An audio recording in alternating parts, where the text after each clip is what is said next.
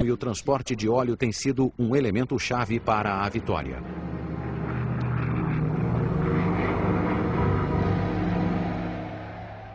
Apesar da impressionante demonstração de poderio militar, a Alemanha enfrentava com frequência a escassez de petróleo.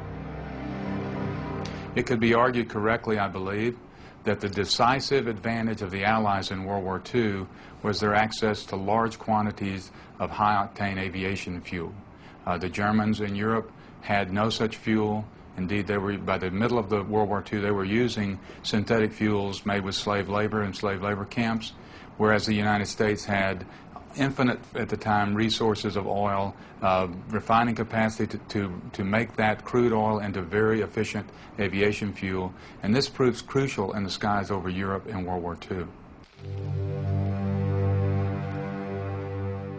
A necessidade alemã de suprimento de petróleo foi uma das razões secretas da assinatura do Pacto Germânico-Soviético em setembro de 1939. Uma de suas cláusulas previa que a União Soviética forneceria grande quantidade de petróleo para a Alemanha nazista.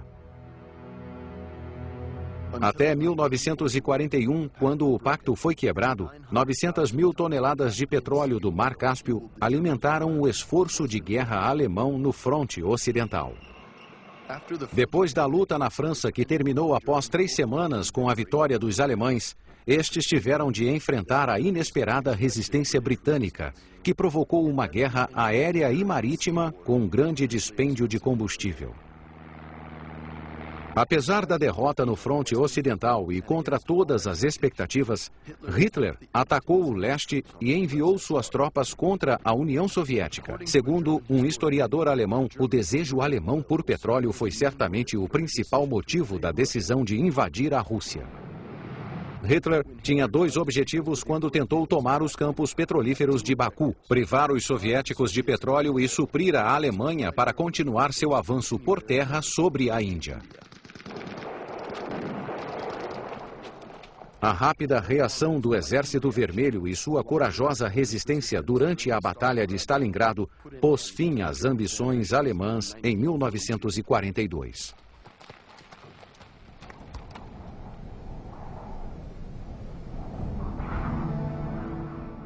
No mesmo ano, a ofensiva de Rommel, no Egito, acabou repentinamente por falta de combustível. O mesmo aconteceu aos japoneses, que dependiam do petróleo americano. Em 1941, Roosevelt decidiu congelar o fornecimento de petróleo ao Japão. Como disse Churchill, enfraquecido, o Japão teve de enfrentar o dilema de submeter-se ou guerrear contra os Estados Unidos. Escolheram a guerra e lançaram o ataque a Pearl Harbor em 7 de dezembro de 1941. Os estrategistas japoneses desejavam destruir a frota americana e dominar os campos petrolíferos indonésios. Essa imensa derrota levou os Estados Unidos a entrar no conflito, abrindo assim um terceiro fronte no Oceano Pacífico.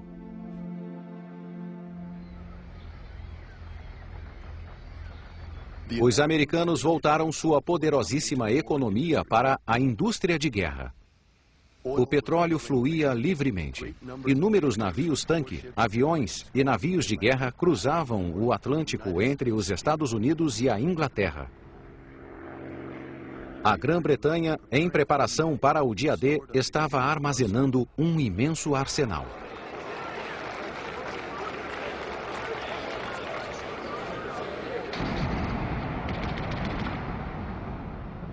Quando os aliados chegaram à Normandia em junho de 1944, a guerra industrial iniciada em 1917 atingiu o auge.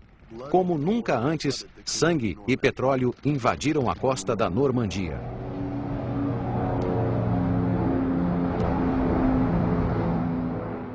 Como Churchill escreveu em suas memórias, quando os alemães foram derrotados, os aliados vitoriosos navegaram em um oceano de petróleo.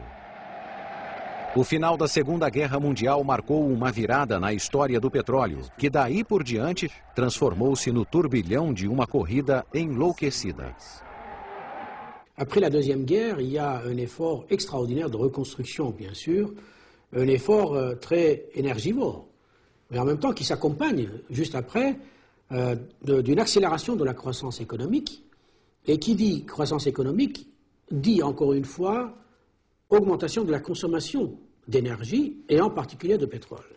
Le pétrole assoit sa domination en tant que source principale de l'énergie dans l'après-guerre, reléguant le charbon au deuxième rang, et on a l'impression à l'époque que sa consommation va aller tellement vite que les réserves ne suffiront même pas pour y faire face.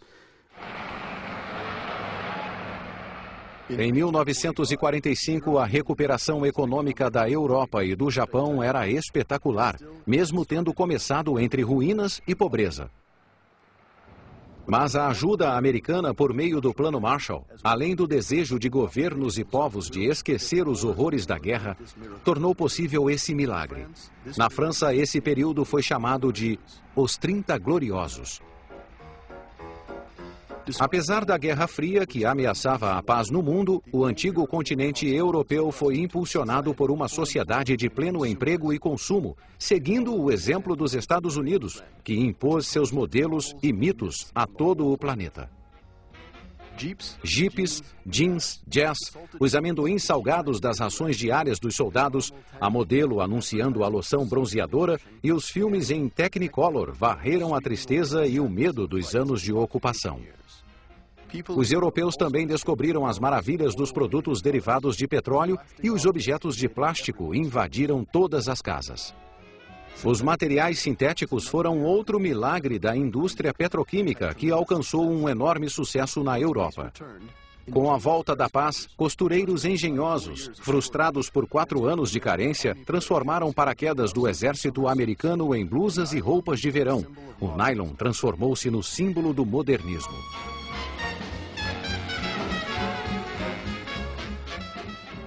Mas o verdadeiro sinal do retorno da prosperidade aos países europeus e ao Japão foi a democratização dos automóveis. O consumo explodiu e quintuplicou em 20 anos.